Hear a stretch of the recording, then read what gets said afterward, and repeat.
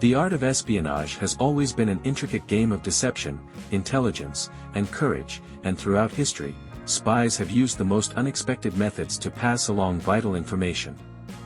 While military officers, double agents, and diplomats have played their part in the clandestine world of intelligence, another group, far less suspected, has also taken on the role of secret messengers, artists, singers, actresses, and performers, with their ability to travel freely across borders and mingle with high-ranking officials, became the perfect spies, smuggling coded messages, classified documents, and even microfilms under the guise of entertainment. From World War I to the Cold War, female artists in particular have taken advantage of their position in society to gather and transport critical information, using creative methods that would baffle even modern intelligence agencies. One of the most famous female entertainers turned spies was Mata Hari, the Dutch exotic dancer and courtesan whose name became synonymous with espionage. During World War I, she traveled frequently between France, Germany, and the Netherlands, supposedly for her performances. In reality, she used her charm and access to military officials to extract intelligence.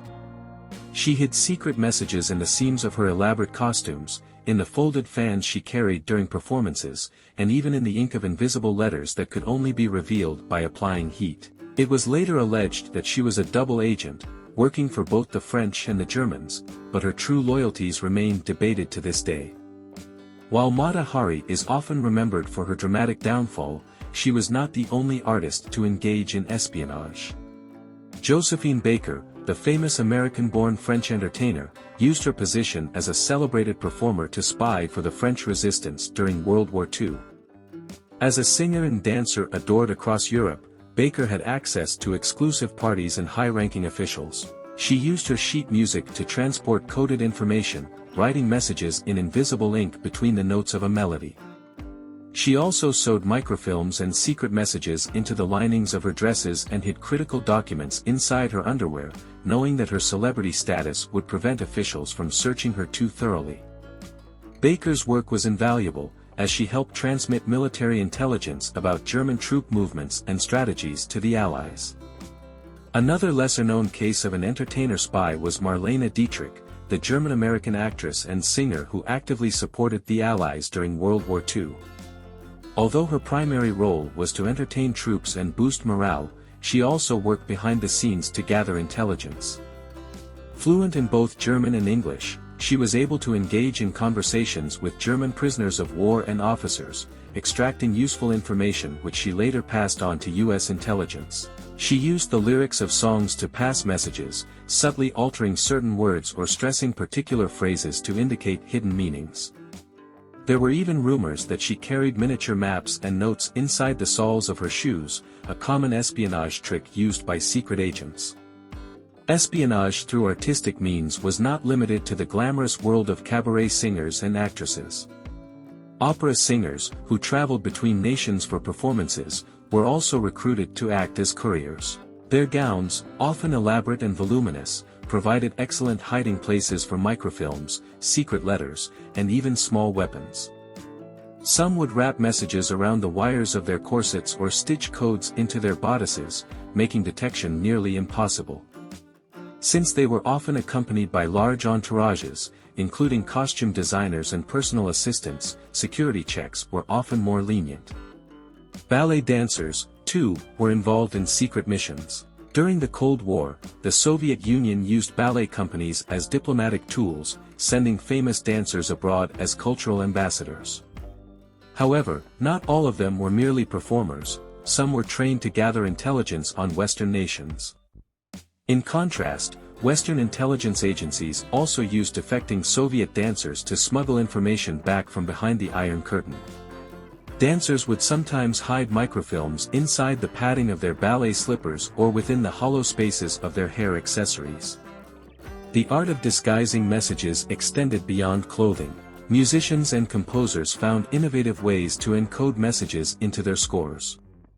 During World War II, certain compositions included seemingly random variations in tempo or unusual notes that, when deciphered using a predetermined key, would reveal hidden messages.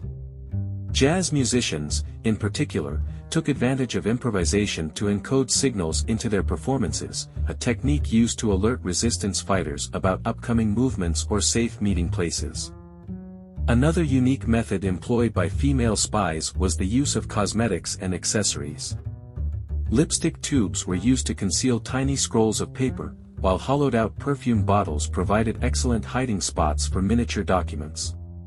Even something as simple as a hairpin could be modified to contain a small strip of microfilm. Earrings and brooches were sometimes used as drop points, where spies would exchange valuable information without arousing suspicion. A singer might accidentally drop an earring in a cafe, only for it to be retrieved moments later by an ally who knew exactly where to look. Fashion itself played a crucial role in the art of espionage.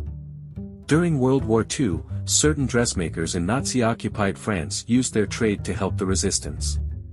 They sewed secret pockets into dresses and coats for resistance fighters and sometimes embroidered coded messages into the hems of garments, using seemingly innocent patterns to convey vital information.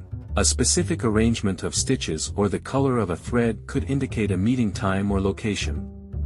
Some women even used the patterns on their scarves as a type of code, signaling specific instructions to those who knew how to read them. Even jewelry was used to transport secrets.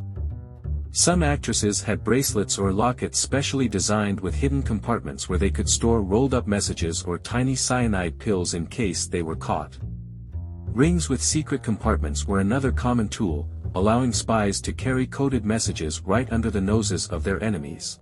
Aside from carrying messages, many female artists engaged in direct intelligence gathering, using their charm and beauty to extract information from high-ranking officials.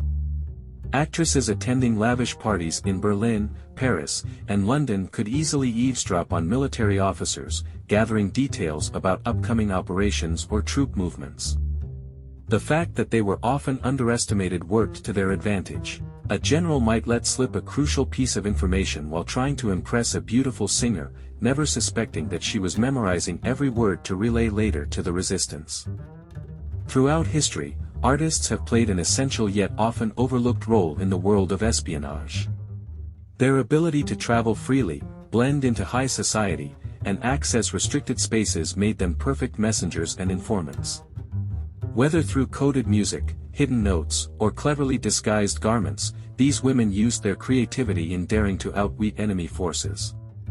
Their contributions to intelligence operations were invaluable, often turning the tide of war by ensuring that critical information reached the right hands at the right time. The stories of these brave women, though sometimes shrouded in secrecy, remain a testament to the power of ingenuity and courage in the face of danger.